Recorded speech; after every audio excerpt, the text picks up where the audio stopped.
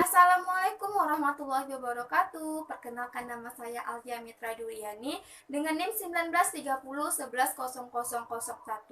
dari jurusan Tadris Kimia semester 3 IAIN Batu Sangkar.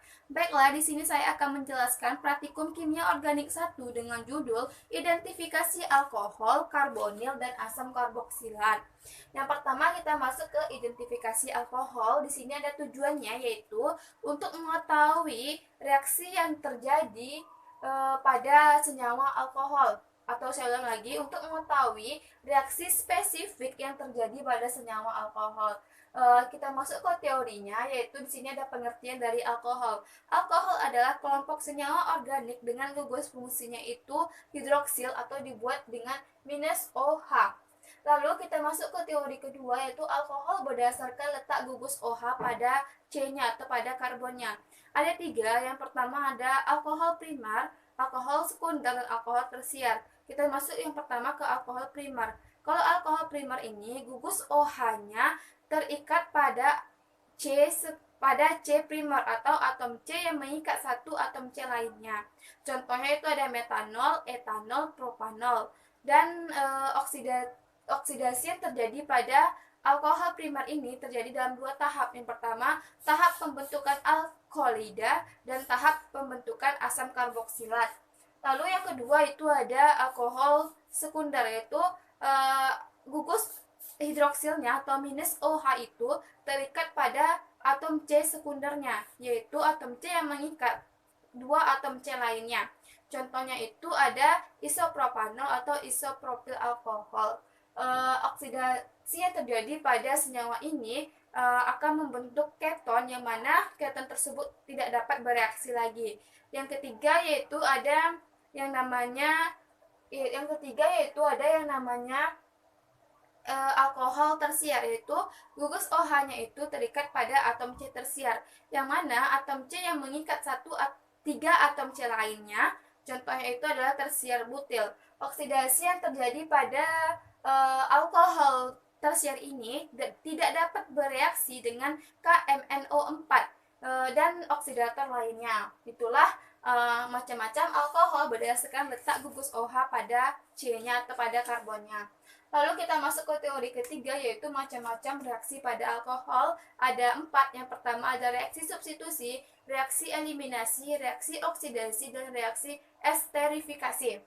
Kita masuk ke reaksi esterifikasi. Reaksi esterifikasi adalah reaksi yang terjadi antara asam karboksilat dan alkohol sehingga membentuk ester.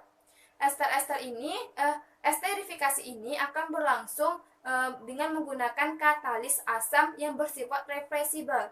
Ester ini biasanya digunakan dalam dunia industri berupa solvent, digunakan dalam solvent atau bahan parfum atau campuran pewangi buatan, dan masih banyak lagi.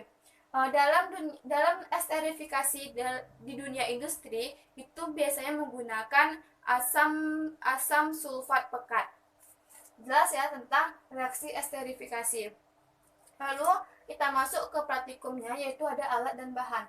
Alat yang kita gunakan yaitu ada tabung reaksi, rak tabung reaksi, pipet tetes, gelas beker, spiritus, atau kita bisa menggunakan bunsen, kaki 3, kawat kasa, dan gelas ukur. Sedangkan bahan yang kita gunakan itu ada etanol, ada metanol, ada butanol, isopropil alkohol, isopropanol, lalu ada KI, ada biokarmat, ada H2SO4 atau asam sulfat pekat, dan ada asam asetat glasial. Kita masuk ke identifikasi alkoholnya dengan reaksi esterifikasi. Yang pertama kita menggunakan sampel, yaitu CH3COOH glasial atau asam asetat glasial dan H2SO4 pekat. Di sini saya sudah jelaskan pencampurannya. Di sini kita melakukan pencampuran atau mencampurkan larutan satu dengan larutan yang lain itu sebelum proses pemanasan. Yang pertama kita menggunakan etanol, propanol, isopropil alkohol, dan butanol, yang mana masing-masing ini dan ini itu 1 mili. Yang pertama, saat etanol kita campurkan, saat etanol etanol kita tambahkan dengan CH3COOH glasial lalu ditambah asam sulfat pekat, maka akan terjadi gelembung. Warnanya tetap berwarna putih bening, cuman akan terjadi gelembung. Lalu propanol ditambah CH3COOH glasial ditambah H2SO4 pekat juga akan terjadi gelembung. Belum ada terjadi perubahan warnanya. Lalu atau baunya tidak ada terjadi. Lalu ada isopropil alkohol ditambah asam asetat glasial ditambah asam sulfat pekat, itu juga akan terjadi gelembung. Lalu butanol ditambah asam asetat glasial ditambah H2SO4 pekat, itu akan terjadi gelembung. Gelembung ini terjadi sebelum proses pemanasan. Lalu yang tadi kita campuran etanol, larutan etanol, propanol, isopropil alkohol dan butanol tersebut yang kita campurkan dengan CH3COOH glasial dan asam sulfat pekat itu kita panaskan dalam waktu lebih kurang 5 menit, maka akan didapatkan hasil. Kalau tadi kita anggap ini tabung pertama, di tabung pertama T1, ini T2, ini T3, dan ini T4. T artinya tabung pertama. Pada tabung pertama ini saat kita panaskan, saya ulangi lagi langsung saja. Kalau kita melakukan praktikum di laboratorium, saat etanol ditambah CH3COOH glasial ditambah H2SO4 pekat lalu dipanaskan akan menghasilkan berupa bau seperti balon serta asap dan terdapat dua fasa. Sedangkan di propanol juga begitu, terdapat asap, berbau balon dan terdapat dua fasanya. Kalau di saya ulangi lagi, mohon maaf ada kesalahan. Kalau di etanol ini pada saat pemanasan pada tabung 1 ini saat pemanasan itu akan terjadi berbau seperti balon, lalu terjadi dua fasa dan terdapat asap putih. Lalu di isopropil alkohol ini juga begitu, yaitu terdapat dua fasa, berasap putih dan berbau seperti balon. Kalau butanol juga seperti itu, terdapat dua fasa, berbau seperti balon dan berasap. Kalau di propanol yang ini dia tidak terdapat dua fasa, tetapi berbau seperti balon juga dan berasap putih juga. Begitulah kalau kita melakukan praktikum identifikasi alkohol dengan reaksi esterifikasi pada senyawa-senyawa yang kita gunakan. Akan terjadi seperti yang saya jelaskan. Lalu kita masuk ke identifikasi alkohol yang kedua, yaitu reaksi oksidasi. Pada reaksi oksidasi, kita menggunakan sampel etanol, butanol, propanol, dan isopropil alkohol. Kita kasih kayak tabung 1, tabung 2, tabung 3, tabung 4. Kalau kita melakukan praktikum, kita menggunakan campuran larutan biokormat ditambah H2SO4 pekat. Sampelnya itu seperti saya sebutkan tadi. Kita kasih tanda kalau kita melakukan praktikum, itu tabung 1, tabung 2, tabung 3, dan tabung 4. Di tabung 1 ini, kita tambahkan sampel etanol, maka warnanya itu tidak berubah. Karena warna awalnya itu kuning, ditambahkan etanol, warnanya tetap kuning. Lalu di butanol yang awal warnanya kuning, ditambahkan butanol, itu warnanya akan menjadi kuning gelap. Kalau di tabung ketiga ditambahkan propanol yang warnanya awalnya kuning akan menjadi warna ungu kehitaman. Di tabung keempat ditambahkan isopropil alkohol yang awalnya itu warna kuning akan menjadi warna kuning bening. Itu sebelum dilakukan proses pemanasan. Lanjut, setelah dilakukan proses pemanasan lebih kurang 5 menit pada tabung 1, 2, 3, dan 4, maka hasilnya akan berbeda. Pada tabung 1 yaitu etanol, dengan sampel etanol, maka saat selesai proses pemanasan, maka akan terdapat dua warna, yang mana bagian atas warnanya akan berwarna hijau ke biru-biruan berwarna biru bening, sedangkan bagian bawahnya itu berwarna biru ke hijau-hijauan. Jadi lalu pada tabung kedua setelah dilakukan pemanasan, warnanya itu juga terdapat dua. Pada bagian atasnya itu berwarna biru bening, pada bagian bawahnya itu berwarna biru ke hijau-hijauan pekat. Pada tabung ketiga propanol hanya ada satu warna, yaitu warna warna hijau kebiru-biruan bening. Itu setelah dilakukan proses pemanasan. Kalau di isopropil alkohol setelah dilakukan pemanasan juga terdapat satu warna, yaitu warna hijau bening. Dah ya, jelas setelah dilakukan pemanasan dan sebelum dilakukan pemanasan. Lebih jelasnya nanti gambarnya akan saya letakkan di sini. Kalau kita melakukan praktikum, maka hasil yang akan didapatkan seperti yang saya sampaikan. Lalu kita lanjut yang ketiga, dan identifikasi alkohol dengan uji iodofrom. Kita menggunakan sampel KI dan sampel NaOH 10%. Saat etanol 1 mili dimasukkan atau ditambahkan 20 tetes KI menggunakan pipet tetes ya, maka hasil dari etanol ditambah KI ini akan berwarna sedikit kuning. Hasilnya sedikit kuning. Warna awal KI ini kuning. Tapi saat isopropanol ditambah KI, warnanya itu akan kuning keorenan.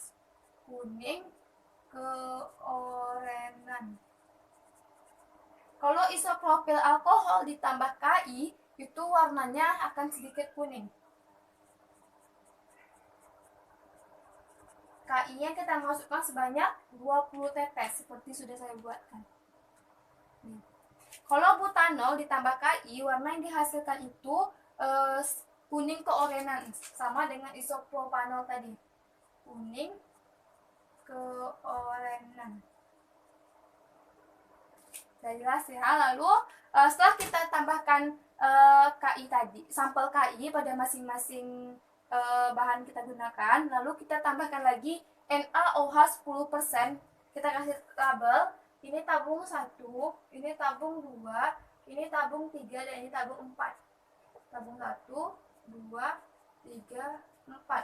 Pada tabung 1 kita tambahkan NaOH 10% yang awal warnanya sedikit kuning, maka ditambahkan NaOH, warnanya itu akan kembali bening, akan menjadi bening. Begitu juga dengan isopropanol. Saat isopropanol yang awalnya kita tambah KI itu warnanya kuning keorenan, maka setelah kita berikan NaOH 10%, itu warnanya menjadi bening lagi. Bening di sini saya putih ya, putih kayak air putih. Lalu isopropil alkohol ditambah KI yang awalnya itu sedikit kuning, lalu kita tambahkan NaOH 10%, maka warnanya itu akan menjadi bening lagi. Lalu butanol lagi. Butanol saat kita tambahkan KI tadi warnanya itu kuning keorenan. Lalu kita tambahkan dengan NaOH, maka warna itu akan menjadi bening atau menjadi kayak air putih warnanya. Tetapi pada butanol ini proses penambahan NaOH-nya itu berlangsung secara perlahan sehingga baru didapatkan hasil yang bening. Itulah penjelasan mengenai identifikasi alkohol, yaitu uji iodofrom. Kita menggunakan etanol, isopropanol, isopropil alkohol, butanol sebanyak 1 mili masing-masing tabung. Lalu kita beri 20 tetes KI pada masing-masing bahan tadi. Lalu kita lihat hasil warna yang terjadi. Setelah kita lihat hasil warna yang terjadi, maka kita tambahkan lagi NaOH 10% sebagai NaOH 10%, lalu kita dapatkan juga hasil yang baru, yaitu menjadi warna seperti air putih. Setelah kita membahas tadi identifikasi alkohol, lalu kita masuk ke identifikasi karbonil, yaitu aldehid dan keton. Tujuan dari identifikasi karbonil ini ialah untuk mengetahui reaksi spesifik dari senyawa karbonil. Teorinya di sini ada reaksi pengenal aldehid dan keton. Reaksi pengenal aldehid dan keton lazim itu menggunakan karbonil sebagai reaksi yang reaktif dalam suatu senyawa. Lalu ada gugus karbonil. Gugus karbonil adalah terdiri dari atom karbon dan atom oksigen yang mana dihubungkan dengan ikatan ganda atau ikatan dua. Lalu pada gugus karbonil ini terdapat dalam karbohidrat, protein, lemak, dan asteroid. Di gugus karbonil ini biasanya terdapat dalam keton dan dalam aldehid. Lalu ada keton. Keton adalah senyawa organik yang gugus karbonilnya itu yang saya ulang lagi, keton adalah senyawa organik yang gugus karbonilnya itu dihubungkan dengan dua atom C atau dua atom karbon. Rumus strukturnya itu seperti ini dari keton ya, R C O R. Ini rumus struktur dari keton. Sedangkan aldehid adalah senyawa organik yang gugus karbonilnya itu dihubungkan dengan satu atom H saja. Maka rumus strukturnya itu seperti ini. RCHO. Ini rumus struktur dari aldehid. Lalu cara mengenal aldehid dan keton yaitu dengan melakukan reaksi identifikasi aldehid dan keton, lalu tes Tollens dan reaksi filling A dan filling B serta dapat direaksikan dengan 2,4 dinitrofenyl hidrazin. Itulah cara untuk mengenal adanya aldehid dan keton. Lalu di sini ada larutan filling. Larutan filling adalah larutan yang digunakan untuk menguji adanya gula bereaksi pada suatu senyawa atau pada suatu sampel. Lalu macam-macam larutan filling itu ada dua, ada larutan filling A dan ada larutan filling B. Larutan filling seperti yang bisa dibaca di sini bahwa larutan filling akan bereaksi dengan monosakarida yaitu glukosa, fruktosa, dan laktosa, dan disakarida yaitu laktosa and maltosa yang memiliki gugus aldehidnya aldehid dan keton bebas. Lalu tetapi pada sukrosa tidak memiliki gugus aldehid dan keton yang bebas, sehingga sukrosa tidak dapat dideteksi dengan larutan filling. Berarti maksudnya itu sukrosa tersebut tidak dapat diidentifikasi dengan larutan filling. Paham ya? Lalu kita masuk ke alat dan bahannya. Alat yang kita gunakan sama pada identifikasi alkohol yaitu ada tabung reaksi, rak tabung reaksi, pipet tetes, lalu ada gelas beker, lalu ada spiritus atau bisa menggunakan pembakar buncan, lalu ada kawat kasa dan kaki 3, lalu ada gelas ukur.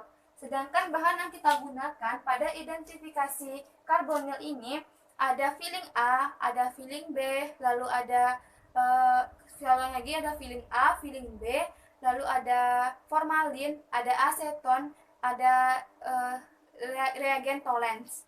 Lalu kita masuk ke cara kerjanya sambil menjelaskan bagaimana hasil dari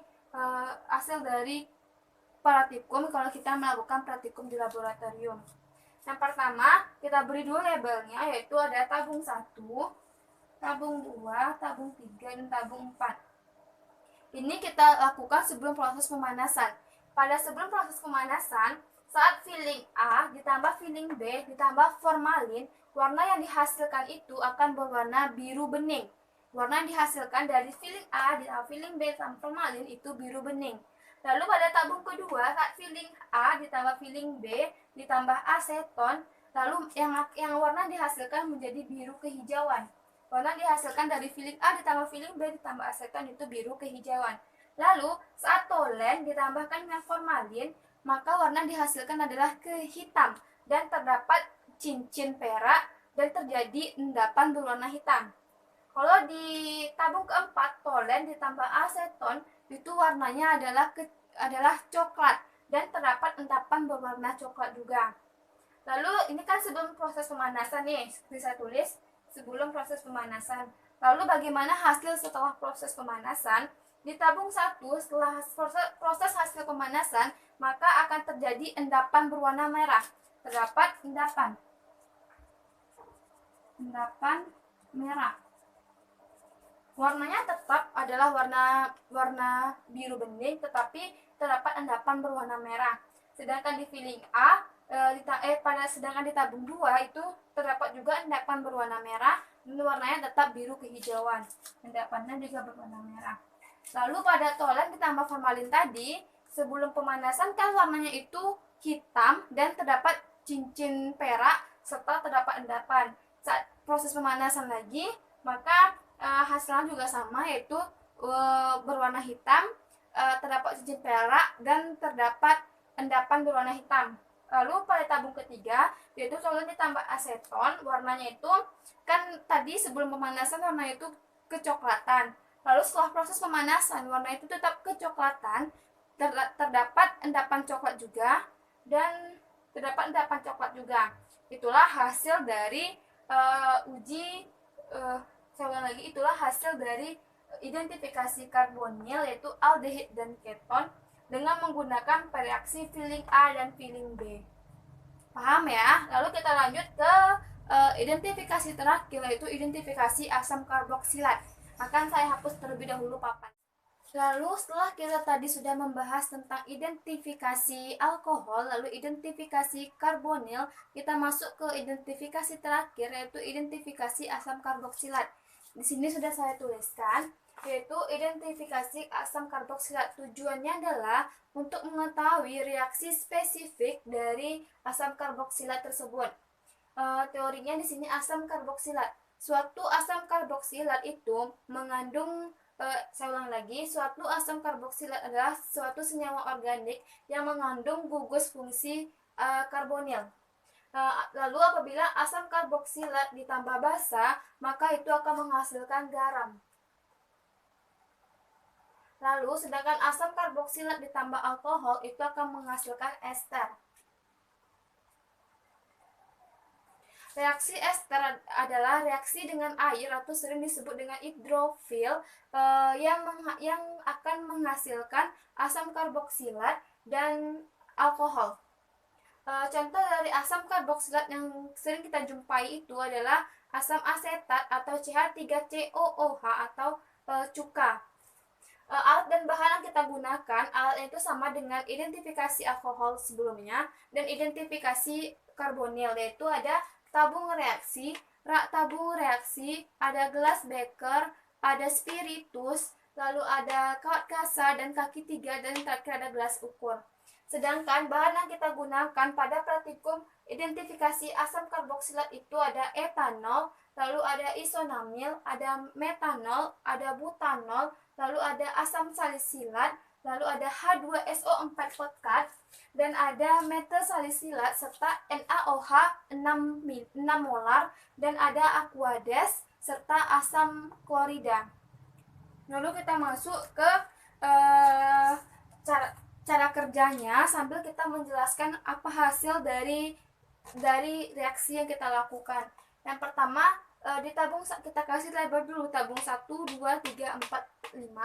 Lalu di tabung 1 itu kita menggunakan berupa sampel itu etanol, isonomil, metanol, butanol, dan asam salisilat, metanol, dan H2SO4 pekat. Di tabung pertama, asam asetat ditambah etanol ditambah H2SO4 pekat. Di tabung kedua, asam asetat ditambah isonomil ditambah H2SO4 pekat. Di tabung ketiga, asam asetat ditambah metanol ditambah H2SO4 pekat. Di tabung keempat, ditambah asam asetat ditambah butanol ditambah H2SO4 pekat. Lalu di tabung kelima ini agak berbeda, yaitu asam salisilat ditambah metanol lalu ditambah asam sulfat pekat. Pada tabung masing-masing dari senyawa tersebut, masing-masing 1 mili asam asetat, etanol 1 mili, H2SO4 pekat 1 mili.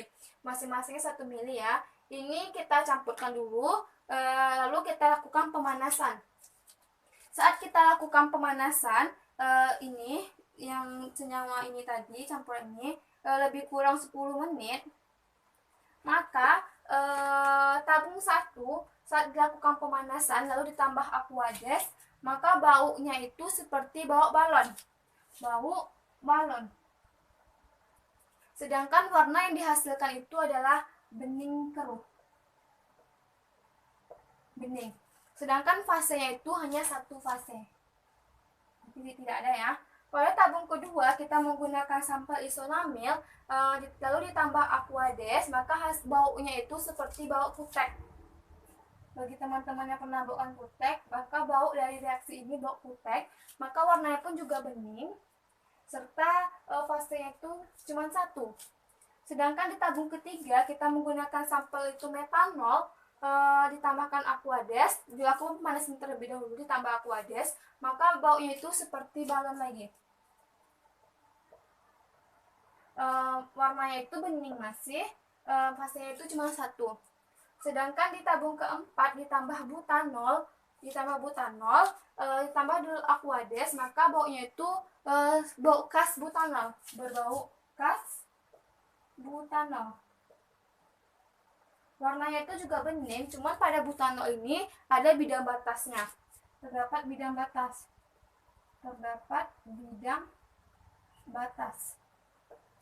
Lalu tabung kelima kita menggunakan asam salisilat ditambah metanol ditambah asam sulfat pekat, maka hasilnya itu maka baunya itu berbau balsam.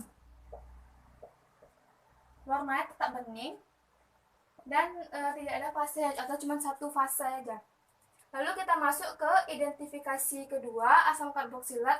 Yang pertama itu uji esterifikasi, lalu yang keduanya adalah uji saponifikasi. Kita menggunakan satu tabung aja, yaitu pada tabung pertama ini kita mencampurkan metil salisilat dicampur dengan NaOH 6 molar, lalu kita lakukan pemanasan. Setelah kita lakukan pemanasan, kalau dalam laboratorium itu pasti akan lebih jelas.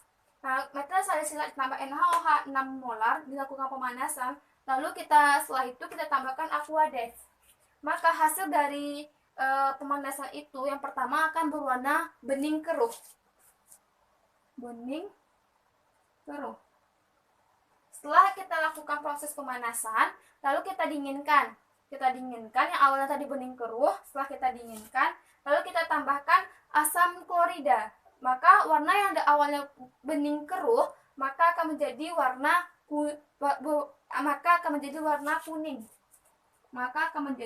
kuning. Kalau kita melihat pH-nya, maka pH-nya tersebut berada di pH 1 kalau kita melakukan praktikum. Nah, adanya endapan pada hasil dari reaksi metil salisilat ditambah NaOH, lalu dilakukan pemanasan ditambah Aquades, lalu didinginkan ditambah HCl, maka pada reaksi ini tidak terdapat endapan. Berarti jawabannya tidak terdapat endapan. Itulah maksud dari uji saponifikasi. Lebih jelasnya teman-teman bisa melakukan praktikum di laboratorium, dan hasilnya itu akan seperti yang saya jelaskan. Lalu kita masuk ke pertanyaan. Tadi kan kita banyak tuh melakukan reaksi. Pertanyaan pertama itu, apa tanda-tanda terjadinya reaksi? Ada 4. Yang pertama, pembentukan gas. Yang kedua adalah terjadinya perubahan warna, ada endapan, dan perubahan suhu. Ada 4 berarti ya. Lalu apa saja reaksi yang terjadi pada alkohol? Itu ada 4 seperti saya jelaskan juga. Ada reaksi esterifikasi yang sudah saya jelaskan tadi di sebelumnya. Lalu ada reaksi oksidasi yang sudah saya jelaskan sebelumnya juga. Lalu ada reaksi eliminasi dan ada reaksi substitusi. Lalu yang pertanyaan ketiga, apa yang dimaksud dengan reaksi esterifikasi? Reaksi esterifikasi adalah reaksi yang mereaksikan antara asam karboksilat dan alkohol sehingga menghasilkan ester. Reaksi esterifikasi ini kita lakukan pada identifikasi alkohol menggunakan sampel etanol, butanol, propanol, dan isopropil alkohol. Lalu kita juga lakukan uji esterifikasi pada identifikasi asam karboksilat. Tapi di reaksi esterifikasi atau reaksi ester pada identifikasi asam karboksilat itu adalah reaksi antara air atau sering disebut dengan hidrofil sehingga menghasilkan asam karboksilat ditambah alkohol. Itulah penjelasan mengenai materi tentang identifikasi alkohol, karbonil, dan asam karboksilat. Teman-teman supaya lebih pahamnya bisa melakukan praktikumnya di laboratorium. Dan maaf kalau ada salah kata berbelit. Saya akhiri dengan Assalamualaikum warahmatullahi wabarakatuh.